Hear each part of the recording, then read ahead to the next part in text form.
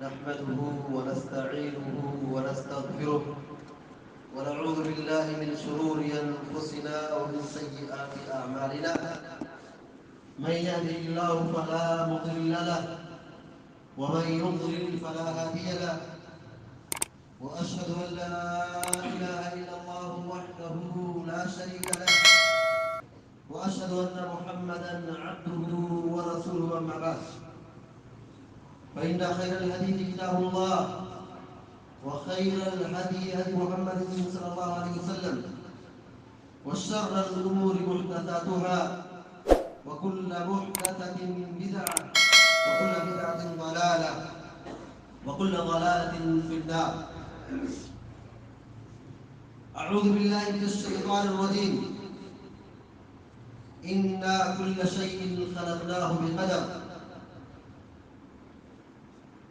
فقال النبي صلى الله عليه وسلم: كتب الله مقادير الخلائق قبل أن يخلق السماوات والأرض ب50,000 سنة وكان عرشه على الماء. رواه مسلم.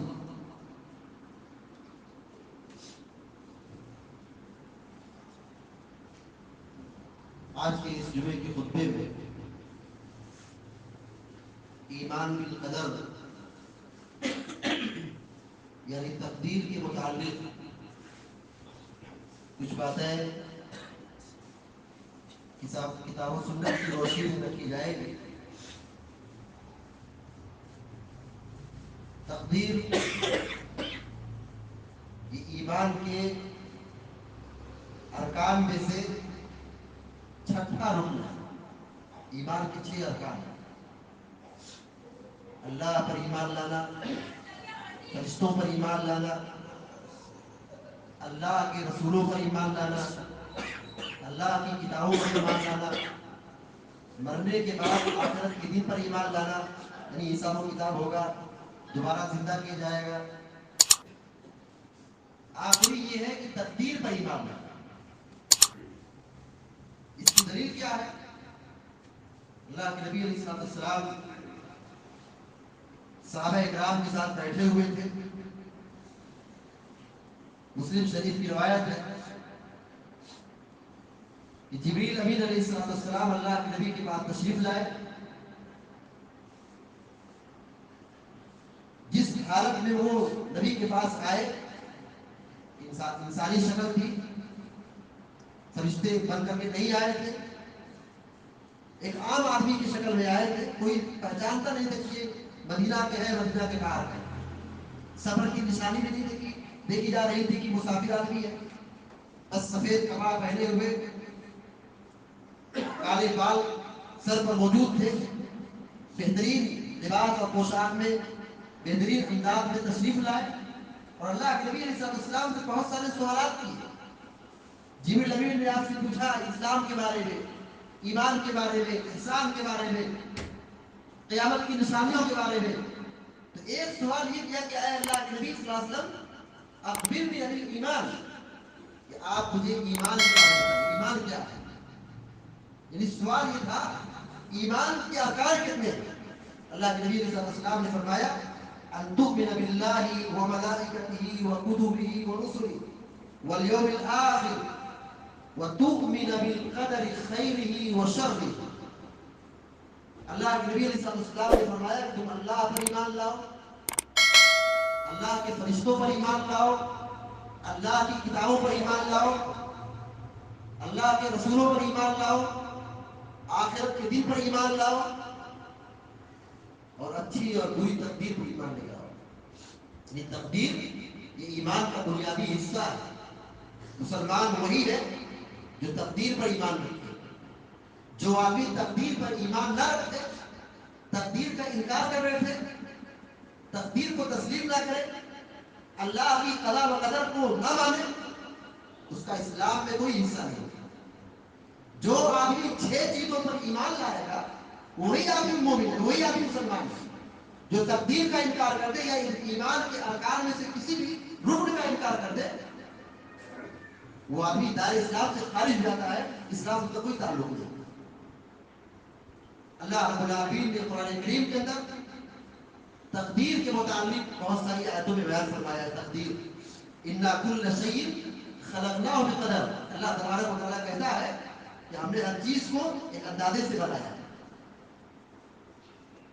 کوئی اپنے آپ پیدا نہیں ہوئی ہے. اللہ تبارک و تعالیٰ ہر چیز کو اندازے سے بنایا ہے. ہر چیز کا تعلق تقدیر سے ہے. اللہ تبارک و تعالیٰ ہر روز فیصلہ کرتا ہے. کل یوم هو فی شان. سورہ رحمان میں اللہ تعالیٰ فرماتا ہے کہ ہر روز اللہ تبارک و تعالیٰ ایک شان میں ہے, ایک کام میں ہے.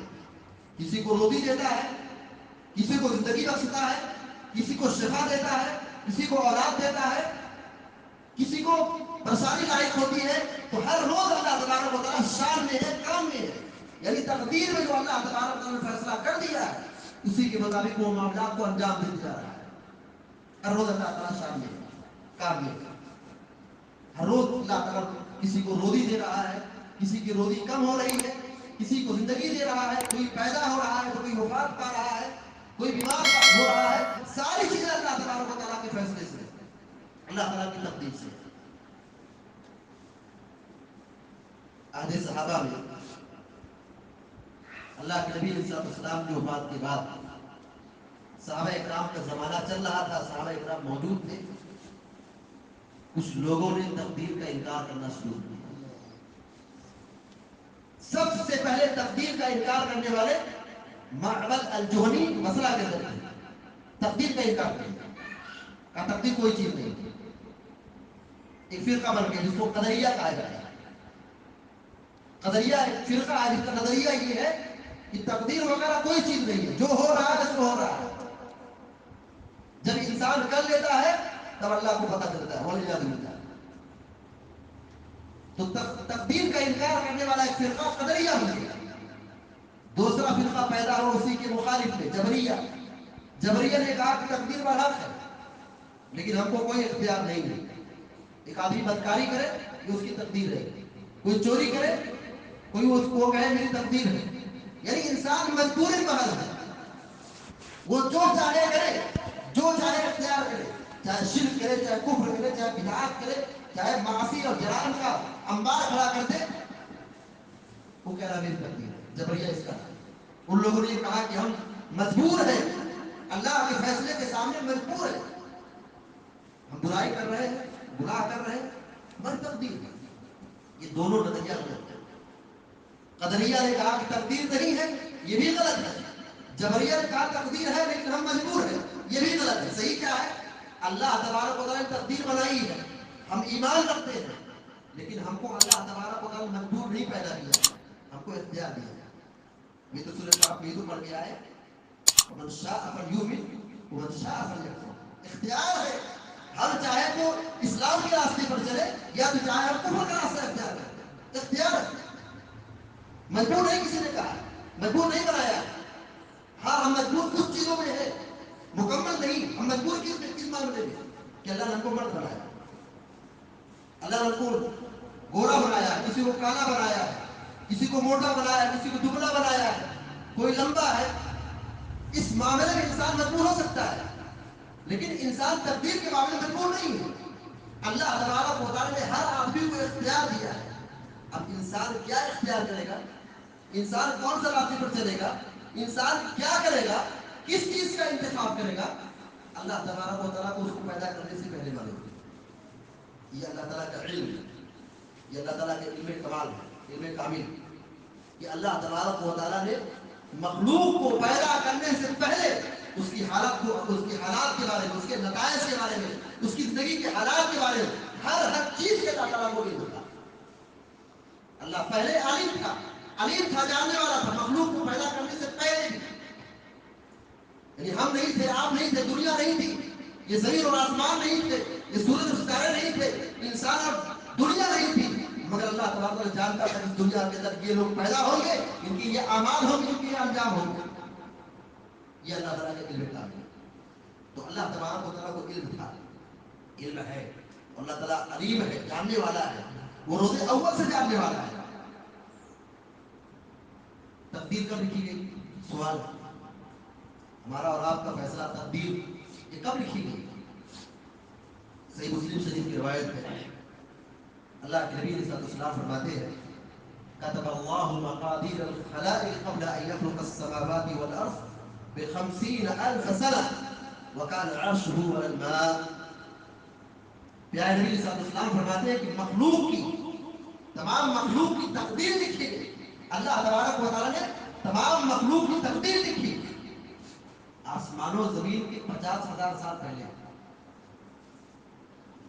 دنیا ابھی نہیں بنی ہے، زمین اور آسمان بھی نہیں بنا ہے، اللہ نے بھی اس کو پیدا ہی نہیں کیا ہے.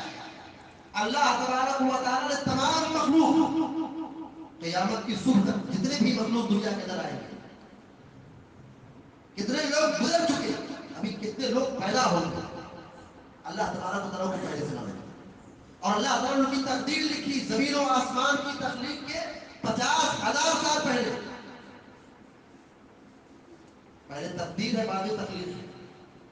تقدیر پہلے ہے، تخلیق بعد میں. ہم بعد میں دنیا میں آئے، ہماری تقدیر ہمارے آنے سے پہلے لکھی گئی. زمین و آسمان کی پیدائش سے تخلیق کے 50,000 سال پہلے اللہ تعالیٰ نے تقدیر لکھی ہے. وَكَانَ عَرْشُهُ عَلَى الْمَاءِ، اور اللہ تعالیٰ کا عرش پانی پر. جب زمین اور آسمان نہیں بنے تھے، اللہ تبارک و تعالیٰ کا عرش پانی پر ہے. اب اللہ رب العالمین زمین و آسمان کی تخلیق کے بعد 7ویں آسمان کے اوپر عرش پر مستوی ہے. الرحمن علی العرش استوى، اللہ تبارک و تعالیٰ عرش پر مستوی ہے. تو 7ویں آسمان کے اوپر عرش.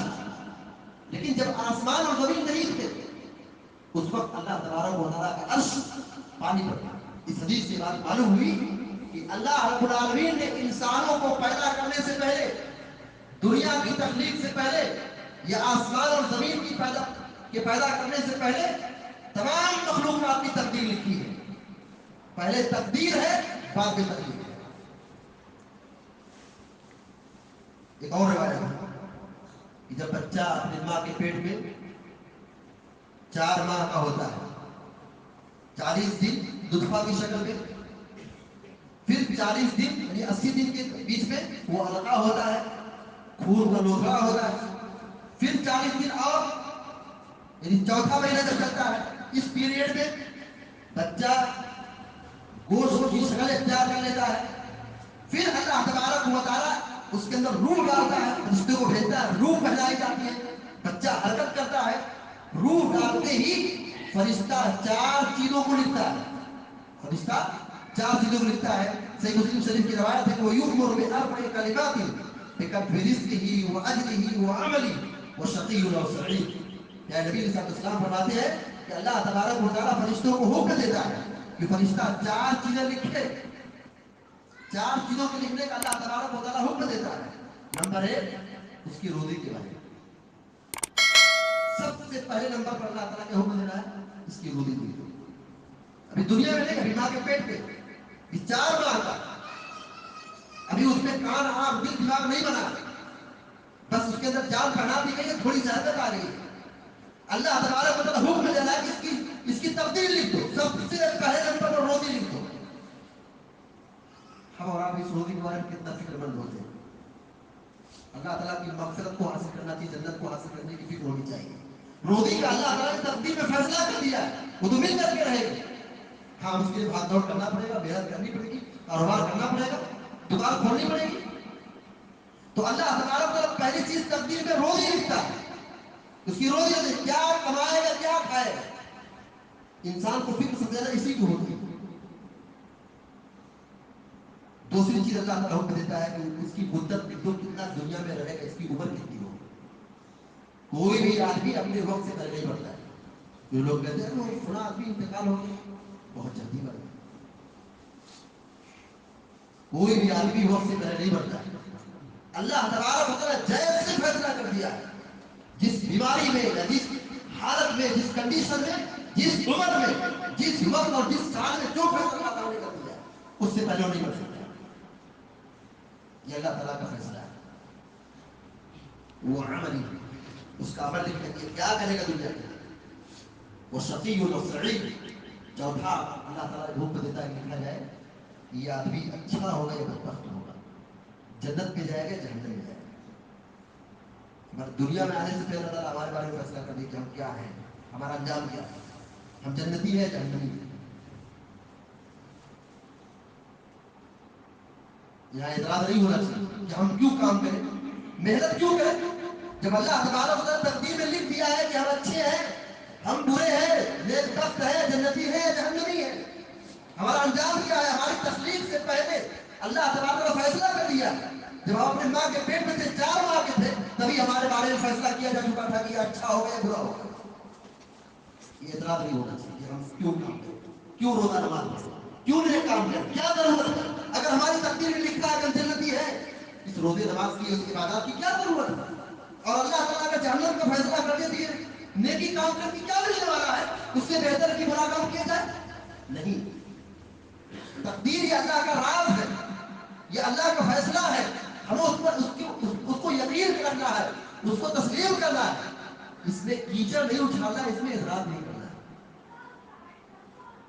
یہ اللہ تعالیٰ کا فیصلہ ہے، اس میں کیچڑ نہیں اچھالنا ہے، تنقید نہیں کرنا ہے، تسلیم کرنا ہے۔ اسی کو ایمان کہتے ہیں۔ صحابہ کرام میں سے کچھ لوگ اللہ کے نبی کے پاس آئے اور کہا ہے اللہ کے نبی صلی اللہ علیہ وسلم آپ کہتے ہیں تقدیر میں ایسا ایسا ایسا ہو چکا ہے، افلا نتکل علی کتاب اللہ وندع العمل، اے اللہ کے نبی صلی اللہ علیہ وسلم کیا ہم اپنی تقدیر پر بھروسہ نہ کریں اور یہ نیک کام کرنا چھوڑ دیں؟ کیا ضرورت ہم کو تھکنے کی، محنت کرنے کی، قربانی دینے کی؟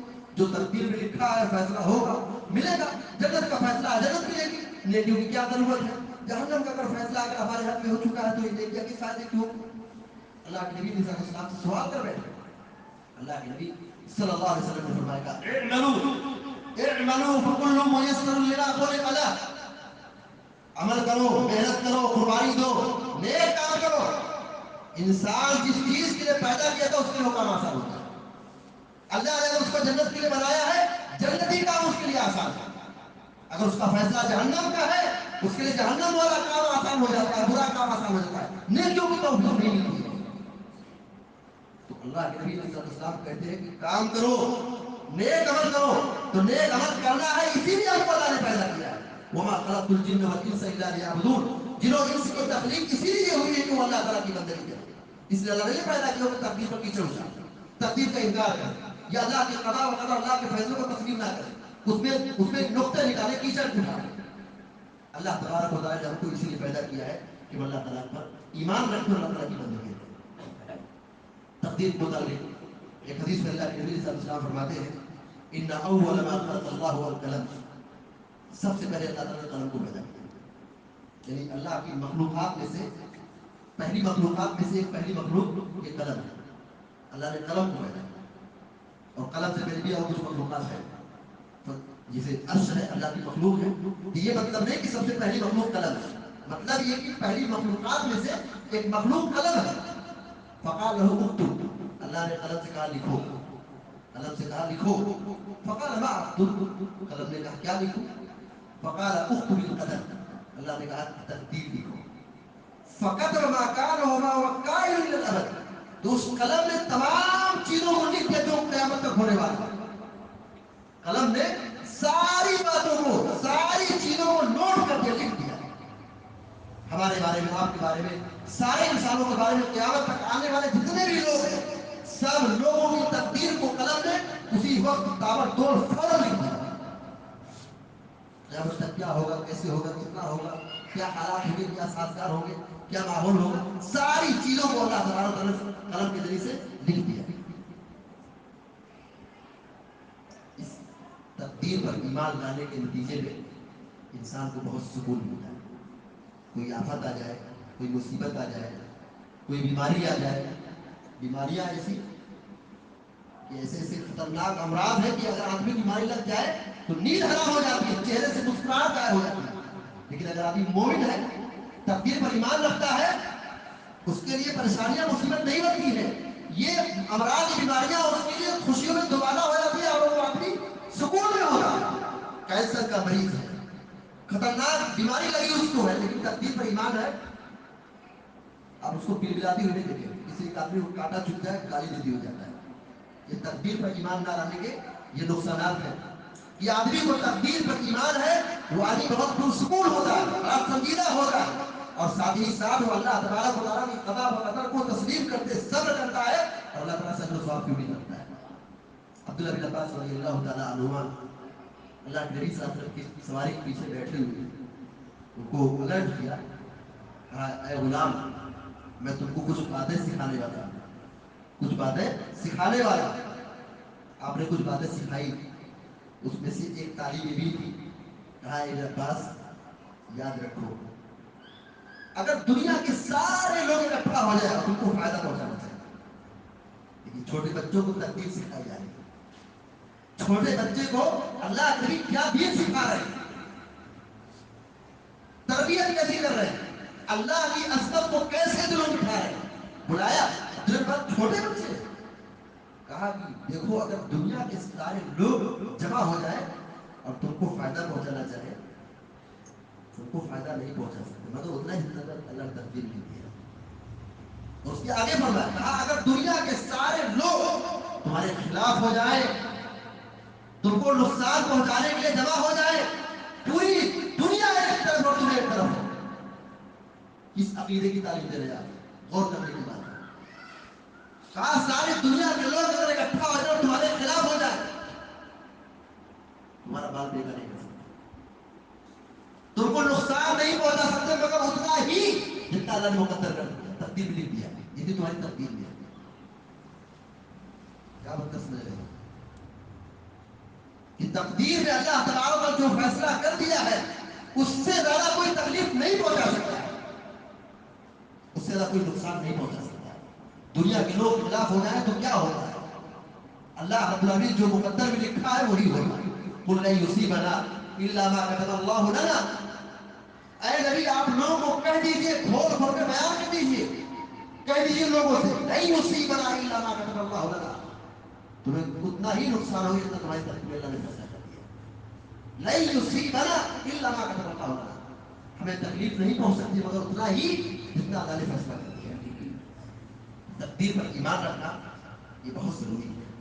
تقدیر پر اگر آدمی ایمان نہ رکھے، تقدیر میں شبہہ پیدا کرے، تقدیر میں کنفیوژن کا شکار ہو جائے، اس میں کیڑے نکالے، اعتراض کرے، تو بہت خطرناک ہے۔ ابن التیمی رحمہ اللہ تابعی ہے، کہتے ہیں کہ میں ایک مرتبہ عبداللہ ابی بن کعب کے پاس آیا، ابی بن کعب مشہور صحابی ہے، آ کر کہتے ہیں کہ قد وقع فی نفسی شیء من القدر، کہ میرے دل کے اندر تقدیر کے متعلق کچھ الجھن ہے، تقدیر کے متعلق کچھ شبہات ہے، کچھ الجھن ہے، کنفیوژن ہے۔ فحدثنی لعل اللہ ان یظہرہ من قلبی، آپ کوئی حدیث پڑھ کے سنائیے، کوئی حدیث سنائیے، کوئی حدیث پڑھ کے بتائیے، ہو سکتا ہے کہ اللہ تبارک و تعالیٰ اس حدیث کے نتیجے میں میرے دل کے کنفیوژن کو دور کر دے گا۔ سبحان اللہ، ہمارے اسلاف حدیثیں پڑھتے تھے، ہمارے اسلاف حدیثیں پوچھتے تھے، کیوں پوچھتے تھے؟ دل کو سکون پہنچانے کے لیے، دل کے کنفیوژن کو دور کرنے کے لیے۔ آج لوگ حدیث پڑھتے ہیں حدیث میں کیڑے نکالنے کے لیے، حدیث میں گستاخی کرنے کے لیے، حدیث کو پڑھیں گے کہیں کہ ہمارے مسلک کے خلاف، چھوڑ دو۔ ہمارے اسلاف حدیث پڑھتے تھے پڑھ کر کے اپنے دل کو سکون پہنچانے کے لیے اور کنفیوژن اور شکوک اور شبہات کو دور کرنے کے لیے۔ آج لوگ حدیث پڑھ کے شکوک اور شبہات پیدا کرتے ہیں، بیماریاں پالتے ہیں، تباہی مقدر نہیں ہوگی تو کیا ہوگا؟ ابی بن کعب رضی اللہ تعالیٰ عنہ نے کیا کہا؟ کہا لو ان اللہ عز وجل عذب اہل سماواته واہل ارضه عذبهم وهو غیر ظالم لهم ولو رحمهم كانت رحمته خيرا لهم من اعمالهم۔ ابی بن کعب نے کہا دیکھو، اگر اللہ تبارک و تعالیٰ پوری زمین والوں کو، پورے آسمان والوں کو تباہ کر دے، برباد کر دے، عذاب میں ڈال دے، پھر بھی اللہ ظالم نہیں ہوگا۔ پوری مخلوق کو اللہ تبارک و تعالیٰ پورے آسمان اور زمین کے سارے لوگوں کو آن کی آن میں عذاب دے دے، تباہ کر دے، برباد کر دے، پھر بھی اللہ تعالیٰ ظالم نہیں ہوگا۔ اللہ کی عظمت سکھا رہے ہیں، اللہ ظالم نہیں ہے۔ کیوں اللہ ظالم ہے؟ کیوں جتنا ہلاک کر دے، برباد کر دے، اللہ ظالم نہیں ہوگا؟ ہم اللہ کے بندے ہیں، اللہ نے ہم کو پیدا کیا، ہمارا کیا اختیار ہے؟ وہ ہم کو جلائے، ہمارا کیا تعلق ہے؟ اللہ ظالم نہیں ہوگا، ہم اللہ کے بندے ہیں، اللہ کے غلام ہیں، اللہ نے ہم کو پیدا کیا، روح دی ہے، جان دی ہے، لے لے تو کیا ظلم ہے؟ اسی نے تو دیا ہے، کسی کا سامان ہے وہ لے لے تو کیا ظلم ہے؟ اس کے بعد کہا وَلَوْ رَحِمَهُ كَانَتْ رَحْمَتُهُ خَيْرٌ لَهُ مِنْ أَعْمَالِهِمْ، اور اگر اللہ تبارک و تعالیٰ رحم کرے، معاف کر دے، چھوڑ دے، رحمت نازل کر دے، یہ بندوں کے عمل سے بہتر ہے۔ کیا مطلب ہے؟ مطلب یہ ہے کہ بندے کا عمل ہے، کوئی یہ نہ سمجھے کہ میں نے کام کیا تو مجھ کو یہ نعمت مل گئی۔ میں نے صبح کی نماز پڑھی تھی، فجر کی نماز پڑھی تھی، صبح کے اذکار اور صبح شام کے اذکار کی پابندی کرتا ہوں تو مجھے یہ نعمتیں مل رہی ہیں، یہ نعمتیں ملی نہیں، یہ اللہ کی رحمت ہے، اللہ نے بچایا، یہ اللہ کی نعمت ہے۔ ہمارے عمل کا کیا قصور، ہمارے عمل کا کیا معاملہ ہے؟ ہمارا عمل کس کوالٹی کا ہے؟ ہماری عبادت کس کوالٹی کی ہے؟ اگر اللہ تعالیٰ رحم کرے، بندوں کو معاف کرتے اپنی رحمت میں شامل کر لے، یہ بندوں کے عمل سے بہتر ہے۔ اس کے آگے اللہ کے لیے اس کے بعد ابی بن کعب نے فرمایا، کہا تمہارے دل میں کنفیوژن ہے تقدیر کے متعلق، سنو وَلَوْ أَنفَقْتَ مِثْلَ أُحُدٍ ذَهَبًا فِي سَبِيلِ اللَّهِ، اگر تم اللہ کی راہ میں، اللہ کے راستے میں احد پہاڑ کے برابر سونا خرچ کر دو۔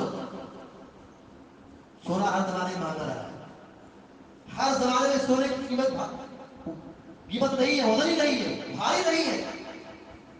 احد پہاڑ کے برابر اگر تم سونا کر دو، پوری ملکیت اللہ کی راہ میں قربان کر دو، ما قبل اللہ منک حتی تؤمن بالقدر، اللہ تعالیٰ تمہاری ایک نیکی کو بھی قبول نہیں کرے گا حتیٰ کہ تم تقدیر پر ایمان نہیں کرو۔ ایمان صحیح ہوگا، عقیدہ صحیح ہوگا، تب ہماری باتیں قبول ہوگی، تب نیکی اللہ تعالیٰ کے یہاں قبول ہوگی۔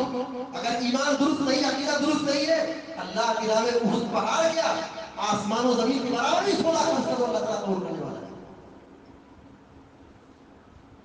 وَلَوْ بِتَّ، آگے فرمایا وَتَعْلَمْ أَنَّ مَا أَصَابَكَ لَمْ يَكُنْ لِيُخْطِئَكَ وَأَنَّ مَا أَخْطَأَكَ لَمْ يَكُنْ لِيُصِيبَكَ، یہ بات کو اپنے دل و دماغ میں ٹھان رکھ لو، یاد رکھو جو چیز تم کو ملنے والی، جو تم کو نعمت مل گئی، جو نعمت تم کو مل گئی، پانے میں اتراؤ مت، یہ مت سوچو کہ ہم سے چھوٹنے والی تھی، بلکہ مل گئی، یہ اللہ کا شکر ہے، شکر ادا کرو، کیونکہ اللہ تعالیٰ تقدیر میں لکھی تو مل گئی۔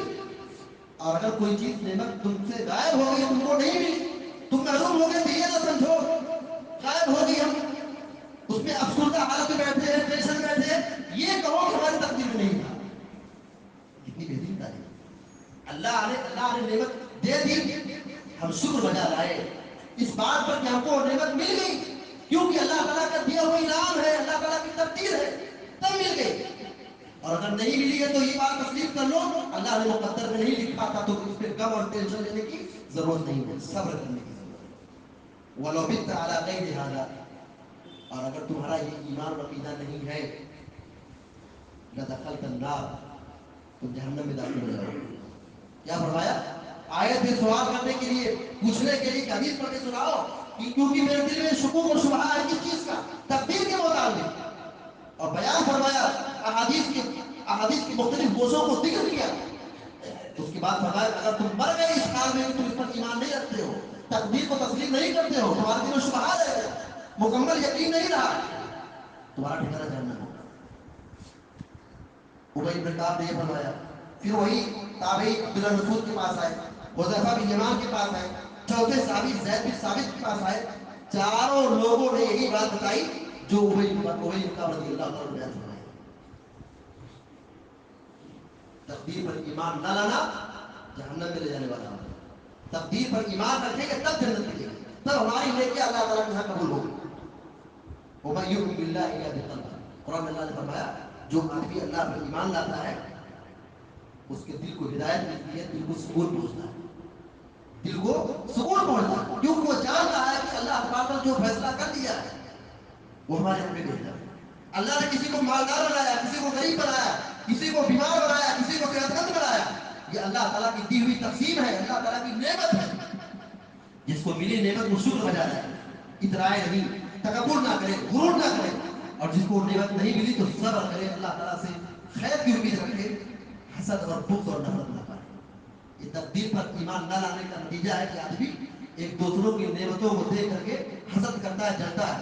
تقدیر نہیں ہے، تقدیر پر ایمان نہیں، اللہ کی تقسیم پر اعتراض ہے، اللہ کی تقدیر پر، اللہ کی تقسیم پر اعتراض پیدا کر رہا ہے۔ ایمان نہیں، اگر ایمان ہوتا تو برکت کی دعا دیتا، لیکن اس کے دل سے بد دعا نکل رہی ہے، حسد کر رہا ہے، جلن کر رہا ہے، بد دعا دے رہا ہے۔ یہ مطلب ہے کہ اس کا تقدیر پر ایمان نہیں ہے. تقدیر پر ایمان ہوتا تو صبر کرتا اور اس کے لیے خیر کی دعائیں کرتا. تو تقدیر پر ایمان لانے کے بہت سارے فیوز و برکات ہیں اور تقدیر پر ایمان لانے کے بہت سارے فوائد ہیں.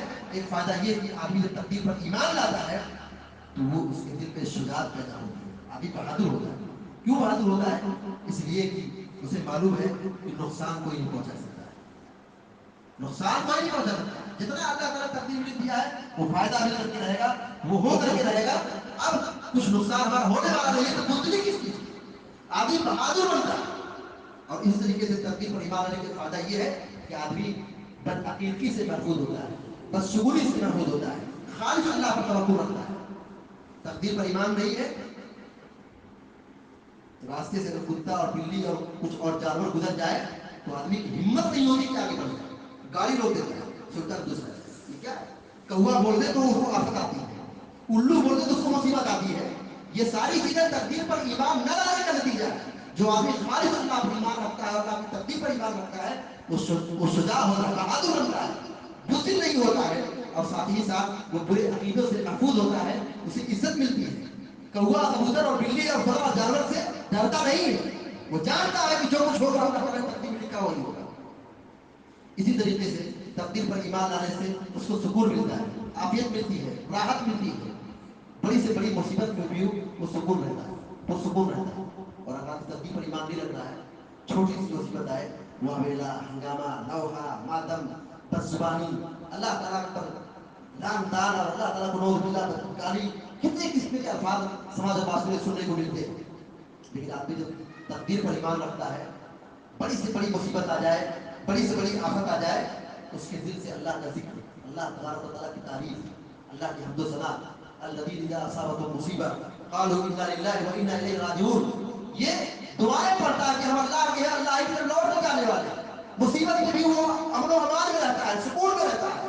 لیکن اگر آدمی تقدیر پر ایمان نہیں رکھتا ہے, چھوٹی سی مصیبت آ جائے آدمی بالکل ہنگامہ برپا پیدا کر دیتا ہے, بدزبانی پر آ جاتا ہے, والعیاذ باللہ, نعوذ باللہ, اللہ تبارک و تعالیٰ کے تعلق بھی بری باتیں بھی زبان پیدا کر سکتا ہے. تو یہ تقدیر پر ایمان لانے کی فوائد ہے. ہماری اور آپ کی ذمہ داری بنتی ہے کہ ہم تقدیر کی حقیقت کو سمجھیں, تقدیر پر ایمان رکھیں اور اللہ رب العالمین کی قضا و قدر کو تسلیم کر لیں. نعمت ملے تو شکر ادا کریں, اور اگر کوئی مصیبت آ جائے, نعمت سے محرومی آ جائے تو اللہ تبارک و تعالیٰ کی قضا و قدر پر کو تسلیم کرتے ہوئے صبر کو لازم پکڑے. کسی بھی انسان کے لیے دنیا و آخرت میں راحت ہے, سکون ہے, جنت ہے. اور اگر آدمی تقدیر پر ایمان نہ رکھے, شکوک و شبہات پیدا کرے, یہ بہت بڑی تباہی ہے, بدعقیدگی ہے, اور یہ بدعقیدگی جہنم میں لے جانے والی ہے. دعا رب العالمین سے کہ اللہ تبارک و تعالیٰ ہم کو, آپ کو, سارے مسلمانوں کو نیک عمل کرنے کی توفیق عطا فرمائے, اور ہر قسم کی بدعقیدگی سے حفاظت فرمائے. دنیا میں زندہ رکھے, ایمان اور توحید پر قائم رکھے, اور جب ہمارا خاتمہ ہو تو توحید پر ہمارا خاتمہ ہو. اور ہمیں جو اللہ تعالیٰ کو شفائے کاملہ عطا فرمائے, جو پریشان اللہ تعالیٰ کی پریشانی کو دور فرمائے, جو مغروض اللہ تعالیٰ ان کے قرض کی ادائیگی کا راستہ ہموار فرما دے, اور ہم میں سے جو پریشان اللہ تعالیٰ کی پریشانی کو دور فرمائے. آمین یا رب العالمین. اقول قولی هذا واستغفر الله لي ولكم لسائر المسلمين فاستغفروه انه هو الغفور الرحيم. وصلى الله على نبينا محمد وعلى اله وصحبه اجمعين.